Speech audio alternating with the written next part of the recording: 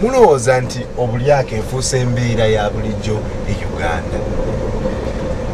Njagala ntandika okubuuza ani yali ewadde ku nguzi wano? Nawa musomesa tuwa basomesa batukolere ku baana omusomeseza abaana eyo tebanguzi kiba kyesa kaba kasiimo kati kiri bwe kiti omusomesa azze n'akugamba omwana wo akudde ekibuuzo bwe kiti abanga asembye tosobola muwa sente n'omugamba muyiseemu tebanguzi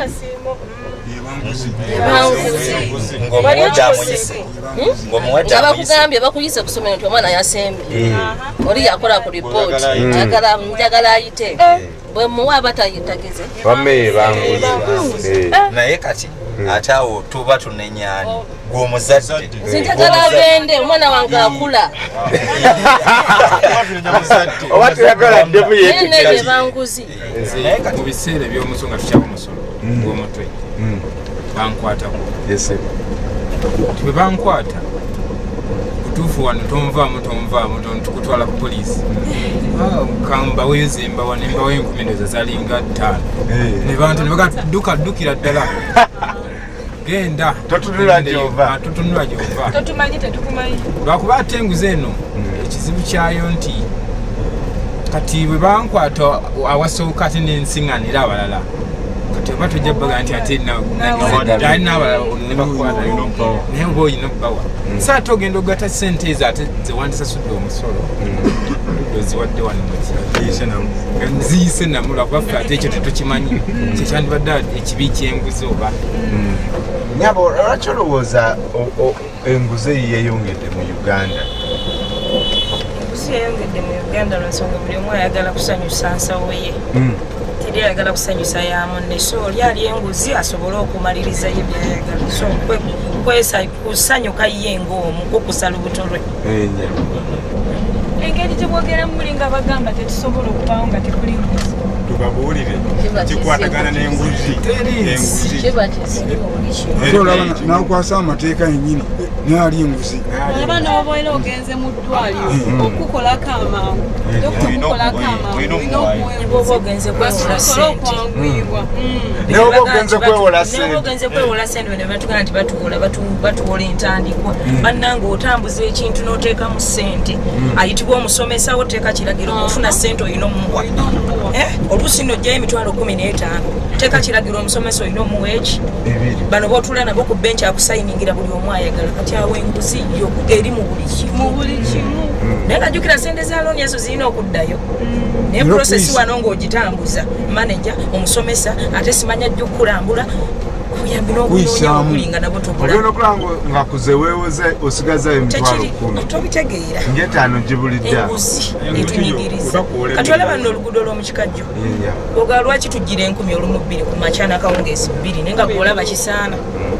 bali bennyini abawutoda abatikka wali abambala amataawo ameeru ati owa takisi amuwaayo 10,000 naga nti batikke basatu bajjeko 10,000 kitunyiga tugenda mu kibuga nga tetwakoze program na bakasitoma tibagenda kujja naawe ogenda bugenzi omusajja anajja omukazi anakola ki anajja naye okomekereza oviiriddemu awo olina okudda olina okugenda olina okulya eyo nguzi gavumenti yali badde eteekawo enkola nti etambula okuva distance bweti ne bweti abantu majjenga ku ssente bweziti nga tteeka badde wano baagala kiki atayagala bizinesi eya takisi ng'agivaamu information nali e Rwanda tusobola kuwa nguzi kubanga enguzi kive mulowooza wano e Uganda kisobola okukola kisoboka netutuuka point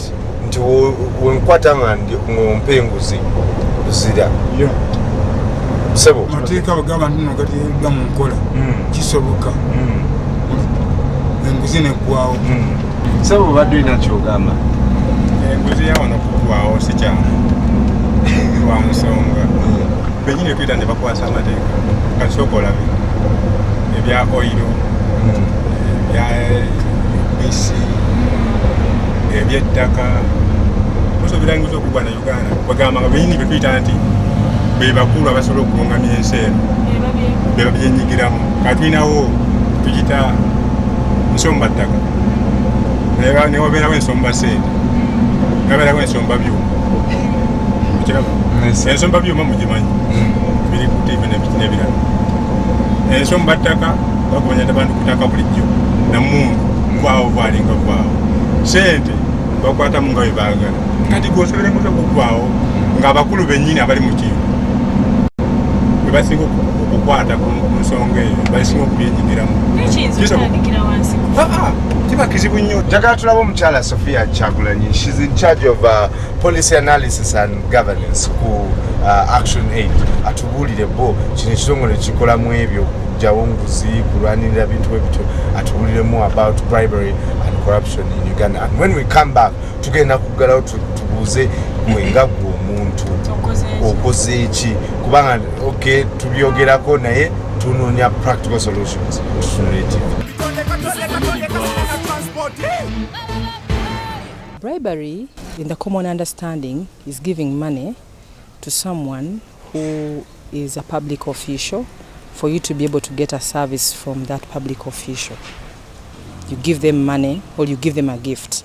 We see so many cases of bribery in Uganda, and we see so many people who access services of the government by paying some money. So many people know now about bribery and probably corruption, and as such we see that it's now more prominent than it was before. But also as a country you're losing a lot of money to selfish interests and personal interests, and as such we won't develop as a country. Don't even know the sort of examples as leaders we are giving to the ones who are following, who we expect to be the leaders of tomorrow. So there's a high level of moral degradation that we need to work on, and the whole issue about integrity. As Ugandans, we have a lot of investing into our generation next, our next generation. And what is that investment? Our integrity and moral upbringing is going to define so much of the Uganda we will have tomorrow. And the leaders we see, especially the leaders that are many times mentioned in these scandals of either bribery or even corruption, and they put on an aloof kind of atmosphere, and they don't appear like they are concerned, they are sort of arrogant to even ask, they're like they cannot be even answerable, and not showing good examples. So as a country we need to find mechanisms of being able to respond to such cases of either bribery or even corruption when they come out, and be able to walk the talk. When we have our laws, when we have our mechanisms, when we have our institutions that are here to address corruption, they should be able to be seen addressing corruption, not there when the corrupt are just languishing on the streets of Kampala and comfortably even engaging in more bribes and even engaging in more corruption, and no one says a thing. You know, the whole thing about integrity now comes in, and the whole thing about impunity of the state is what is preventing us from addressing corruption in the country, and bribery at that.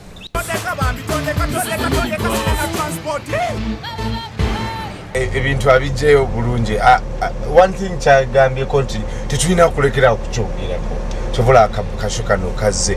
Njagala nkubuza omukyala agambye mbu abantu abasinga okuba mu nguze beebuzaabuza ne babanga everything is okay. Ne bagamba mubye sente naye ne babeera awo nga tebagala na kuresigning. Ekintu ekyo kiri nti ekisookera ddala omukulembeze w'eggwanga abawolereza. Waliwo katugambe nga bano aba oil. Yes, sir. Good example. Parliament yagamba nti bannayi musooke muddeko wabbali. Muddeko wabbali. Bw'osangibwa nga tolidde okomawo n'abayita n'abatwala ekyankwanzi n'abagira ki n'abatwala mu state house n'abagira nti ate bano mugira eki kati olaba yennyini yawa eggwanga yabawe ebbeetu ekintu ekibaddewo so nga yaligambye nti gundi bakunoonyerezaako dda wabbali wonna osangibwa nga oli muyonjo ojja kukomawo. Enguzi yo okukola yalabadde ng'eggwawo naye eggwawo etya tulina mugana ya famire yo mbeeramu taata wa famire mbeeramu maama taata abeera kyama voice n'abeera maama n'abaana bagenda mu blankazi aabo kati taata bw'obanga taata obba envwa omwana n'akulaba omwana agamba nti ekiryoke okwatamu naye kyajja kutuuka era bakole ki bakuwe okwatamu gwe taata okwata mu mbwa omwana akulaba kibakiza omwana okumugyamu omuze ogwokudda enva kati abakulembeze bafu nebabanga banyini bakwatamu ne babba katugeze ni kyamaani w'ekyalo naye ate bana abawansi balina bye babba zine nembikako kinga bonuddira omugaati nobagamba naye ekintu kino kivu omugaati guno guvune nti aa lwakuwunya naye ki mulungi gwaliye kamanyi ogamba naddala nga okola mu IG gyogamba no it's not right. People are giving up. Tugambe. Tuwandikire banange menebuzuganda@gmail.com. Comment eyo giteke ku Facebook page yaffe Menebuz Uganda. Follow us on Twitter Menebuz Uganda tubulire tikyolowooza enguze efuse lifestyle wano tusobola ogimalawo gwe ng'omuntu okoze eki tugenda kumulamu obudakika kika tono